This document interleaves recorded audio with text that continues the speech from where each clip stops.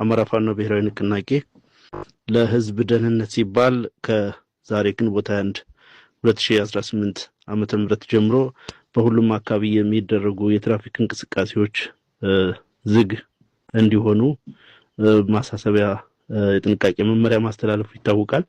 ይህ መመሪያ በሁሉም ፋኖ በተቆጣጠራቸው አካባቢዎች በዋናነት ደግሞ በትላልቅ አውራ ጎዳናዎች ከትላልቅ ከተሞች ወደ ዞን ከተሞች ከክልል ከተሞች ወደ አዲስ አበባ በሚወስዱ ሁሉም የአስፋልት መንገዶች ተፈጻሚ ሆኖ ነው የሚገኘው።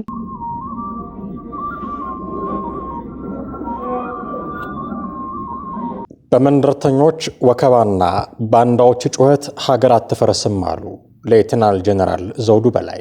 የማዕከላዊ እዝ አዛዥ ሌተናል ጄኔራል ዘውዱ በላይ በግዳጅ ቀጠና ተገኝተው ከሰራዊቱ ጋር ውይይት አድርገዋል። አዛዡ አሁን ላይ ሀገር ለማፍረስና የህዝብን ሰላም ለማደፍረስ የታሪካዊ ጠላቶቻችንን አጀንዳ ተቀብለው የሚንቀሳቀሱ ኃይሎች በህዝብ ዘንድ ተቀባይነት በማጣታቸው የማይሆን ፕሮፓጋንዳ ሲፈበርኩ ቢውሉም በእነሱ ውዥንብር የሚቆም ሀገራዊና ልማታዊ እንቅስቃሴ የለም ብለዋል።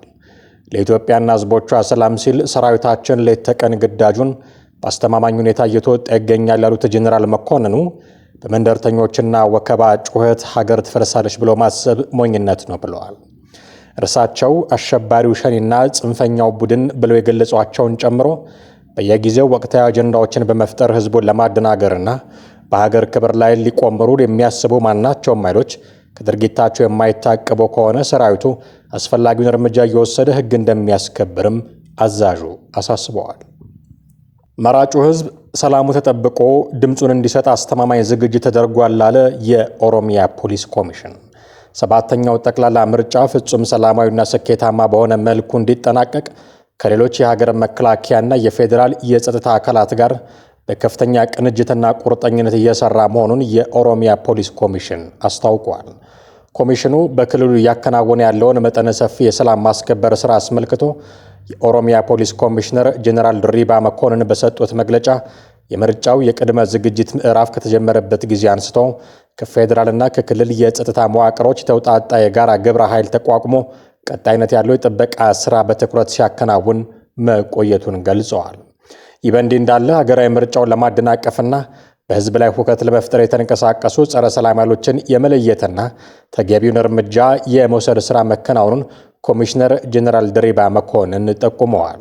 ከዚህ ባሻገር በተከናወነው የተቀናጀና በተደራጀ የጸጥታ ማስከበር ስራ ለምርጫው ሂደት ስኬታማነት እጅግ ወሳኝ የሆኑት የምርጫ ቁሳቁሶች ያለምንም አይነት የጸጥታ እንቅፋትና መስተጓጎል በተፈለገው ቦታና ጊዜ በሰላም መሰራጨታቸውን ኮሚሽኑ አረጋግጧል።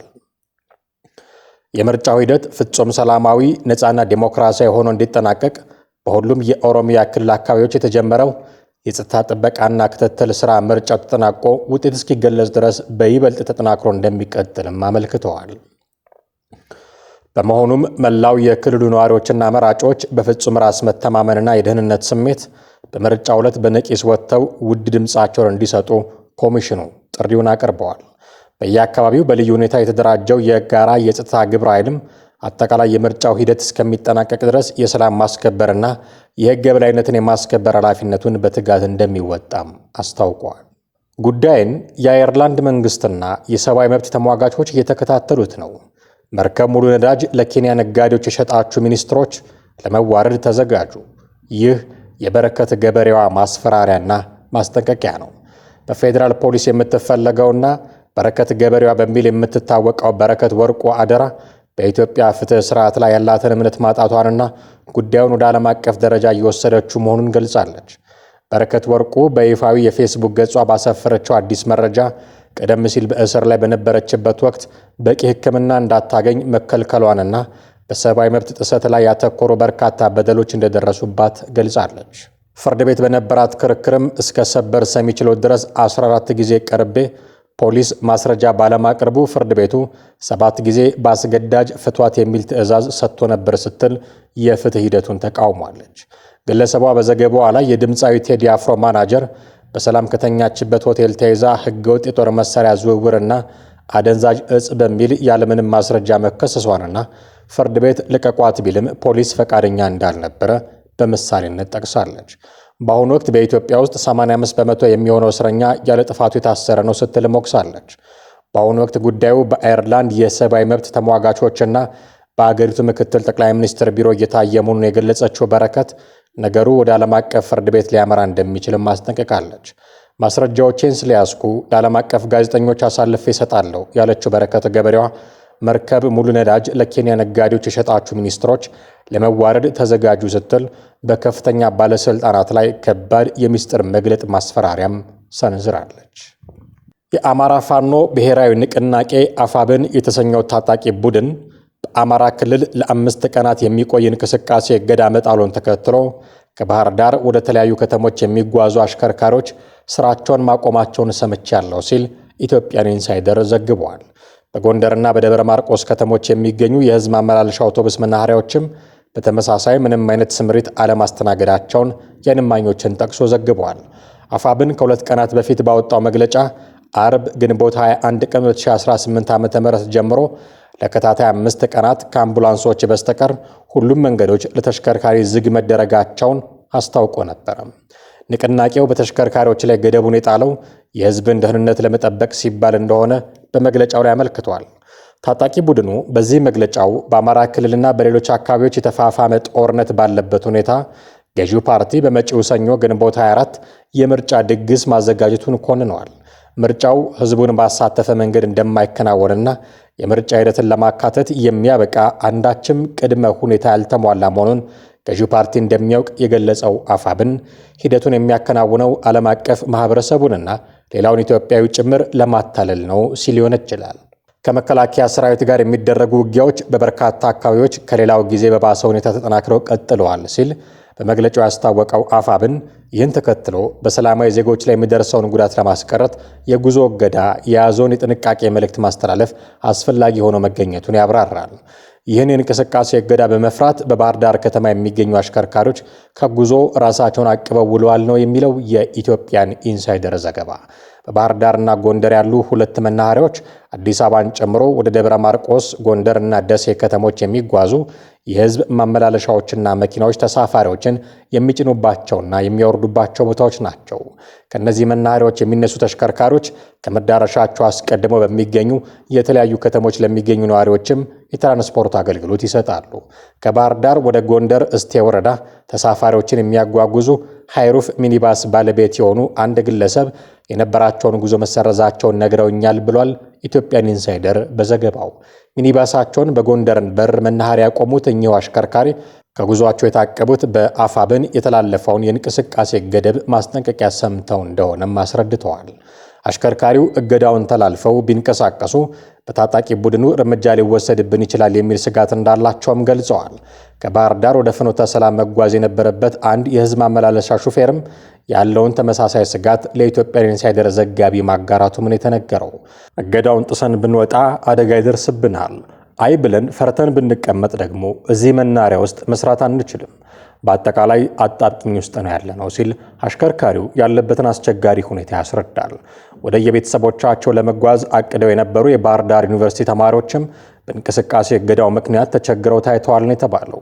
በባህር ዳር ዩኒቨርሲቲ ዋና ግቢ በር ላይ ተሰብስበው የነበሩ 10 ገደማ የሚሆኑ እነዚህ ተማሪዎች ቤተሰቦቻቸው ወደሚገኙባቸው ከተሞች የሚሄዱ ተሽከርካሪዎች በማጣታቸው ምክንያት ወደ ከፍተኛ ትምህርት ተቋማቸው ለመመለስ ተገደዋል ይላል የኢትዮጵያን ኢንሳይደር ዘገባ። አስረስማረ ዳምጤ በበኩሉ ይህ ክልከላ በተገቢው መንገድ እየተተገበረ ነው የሚል መግለጫ ሲሰጥ ተደምጠዋል። ግንቦት 21 ቀን 2018 ዓመተ ምህረት ነው የአማራ ፋኖ ብሔራዊ ንቅናቄ ለህዝብ ደህንነት ሲባል ከዛሬ ግንቦት 21 2018 ዓመተ ምህረት ጀምሮ በሁሉም አካባቢ የሚደረጉ የትራፊክ እንቅስቃሴዎች ዝግ እንዲሆኑ ማሳሰቢያ የጥንቃቄ መመሪያ ማስተላለፉ ይታወቃል። ይህ መመሪያ በሁሉም ፋኖ በተቆጣጠራቸው አካባቢዎች በዋናነት ደግሞ በትላልቅ አውራ ጎዳናዎች ከትላልቅ ከተሞች ወደ ዞን ከተሞች ከክልል ከተሞች ወደ አዲስ አበባ በሚወስዱ ሁሉም የአስፋልት መንገዶች ተፈጻሚ ሆኖ ነው የሚገኘው። ከዚህ ጎን ለጎን ደግሞ በዘመቻ አንሻ ሰይድ በሁሉም ቀጠናዎች ተጋድሎች እንደቀጠሉ ናቸው። በሁሉም አካባቢ በተለይም ደግሞ በምኒልክ ዕዝ ቀጠና ዛሬም እንደ ትናንት ነው ጠንከር ብሎ ቀጥሏል።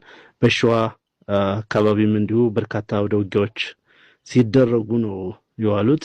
ስለዚህ በተሰጠው መመሪያ መሰረት ሙሉ በሙሉ ተግባራዊ ተደርጎ ነው የሚገኘው። አመሰግናለሁ። የአማራ ክልል ፖሊስ መምሪያ ግን በዚህ አይስማማም። ወሬው መሬት ላይ የሌለ ከንቱ ውዥንብር ነው ብሎታል። በህዝቡ ላይ ውዥንብር ለመፍጠር እየተላለፈ ያለው መረጃ መሬት ላይ የሌለና ፍጹም የሐሰት ነው ብሎታል የአማራ ክልል ፖሊስ ጠቅላይ መምሪያ።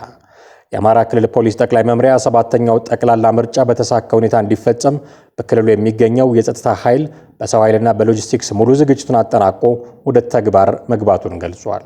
የክልሉ ፖሊስ ከመከላከያ ከፌዴራልና ከሌሎች የክልሉ ጸጥታ አካላት ጋር በመቀናጀት በየመንገዶቹ በየኬላዎችና በየሰፈሩ በቂ የሰው ኃይል በማሰማራት ቀንና ሌሊት በትጋት እየሰራ እንደሚገኝም ጠቅሷል። መላው የጸጥታ አካላት የትራንስፖርት እንቅስቃሴው የተሳለጠ እንዲሆንና የህዝቡ መደበኛ የዕለት ተዕለት እንቅስቃሴ እንዳይስተጓጎል በየተሰማራበት ቦታ ውጤታማ ስራ እያከናወነ መሆኑንም አሳውቋል። የፋኖ ኃይሎች በህዝቡ ላይ ውዥንብር ለመፍጠርና እንቅስቃሴን ለማደናቀፍ የትራንስፖርት እንቅስቃሴን በተመለከተ የሚያስተላልፉት መረጃ መሬት ላይ የሌለና ፍጹም የሐሰት በመሆኑ ህብረተሰቡ መደበኛ ተግባሩን እንዲያከናውንም አሳስበዋል። የትራንስፖርት አገልግሎት የሚሰጡ ባለሀብቶችና አሽከርካሪዎች የጸጥታ ኃይሉን አስተማማኝ ከለላ በመተማመን የተለመደውን የህዝብ አገልግሎት ያለምንም ስጋት እንዲቀጥሉም ጥሪ አቅርበዋል። የጸጥታ ኃይሉ የክልሉን ሰላም ለማፍረስና ምርጫው ለመበጥበጥ የሚሞክር የትኞቹንም የህገ ወጥ አካላት እንቅስቃሴ ለማክሸፍና ህግና ስርዓትን ለማስከበር ከመቼውም ጊዜ በላይ በላቀ ተጠንቀቅና ዝግጁነት ላይ እንደሚገኝም ገልጿል። ምርጫ ቦርድ በበኩሉ ስለ መንገድ መዘጋት የደረሰኝ ሪፖርት የለም ብሏል። በመጪው ሰኞ ይካሄዳል ተብሎ ለሚጠበቀው 7ኛው ጠቅላላ ምርጫ የሎጂስቲክስ ስርጭት እየተከናወነ ባለበት በዚህ ወቅት በአማራ ክልል በሚንቀሳቀሰው በአማራ ፋኖ ብሔራዊ ንቅናቄ የንቅስቃሴ ገደብ ምክንያት መንገድ ተዘግቶብናል ተብሎ ለተነሳው ጥያቄ እስካሁን የደረሰ ይፋዊ ሪፖርት አለመኖሩን የኢትዮጵያ ብሔራዊ ምርጫ ቦርድ አስታውቋል።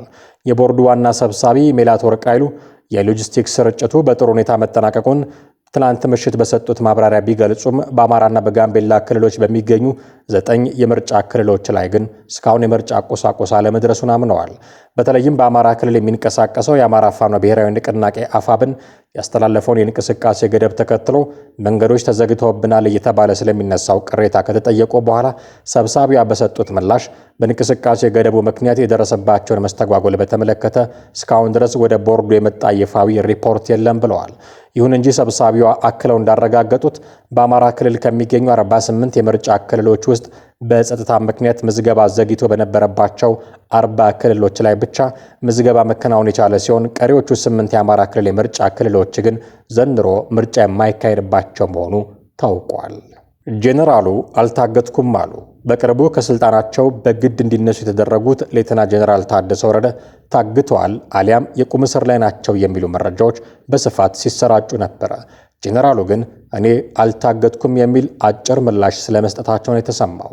የትግራይ ጊዜያዊ አስተዳደር ፕሬዝዳንት የነበሩት ጄኔራል ታደሰ ወረደ መታገታቸውን ወይንም የቁም እስረኛ መደረጋቸውን አስመልክቶ በማህበራዊ ሚዲያ ላይ የተሰራጨው መረጃ ሙሉ በሙሉ ሐሰተኛ ነው ተብሏል። ጄኔራሉ ለኢትዮጵያ ቼክ በሰጡት ቀጥተኛ ምላሽ እኔ አልታገትኩም፣ የቁም እስረኛም አልተደረኩም ሲሉ አስተባብለዋል። ጋዜጠኛ ሶፎንያስ ይቅርታ ጠየቀ። ከዚህ በፊት ከተመሳሳይ ጾታ ግንኙነት ጋር በተያያዘ ከፍተኛ ውዝግብ ተፈጥሮበት የነበረው ጋዜጠኛ ሶፎንያስ በከባድ የአእምሮ ህመም እየተሰቃየ በሚገኝበት በዚህ ጊዜ ከዚህ በፊት አምባሳደር አድርገው ሾሞት የነበሩትን የበጎ አድራጎት ድርጅት ሰዎችና እነ ኡስታዝ አቡበከርን ጨምሮ ይቅርታ አድርጉልኝ ብሎ በእንባ ጭምር ሲማጸን ታይተዋል።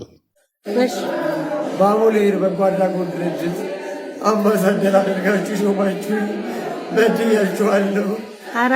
ፋናንዬ ይቅር በይኝ እናቴ፣ ፈቲ አዋይ፣ ሮማን፣ ኡስታዝ አቡበከር አህመድ፣ በድሩዜ፣ ኡስታዝ ሙሉ ቱርኪ አንገታችሁን አስደፍጫችኋለሁ። ይቅር በሉ፣ ይቅር በሉ። አይዞህ በል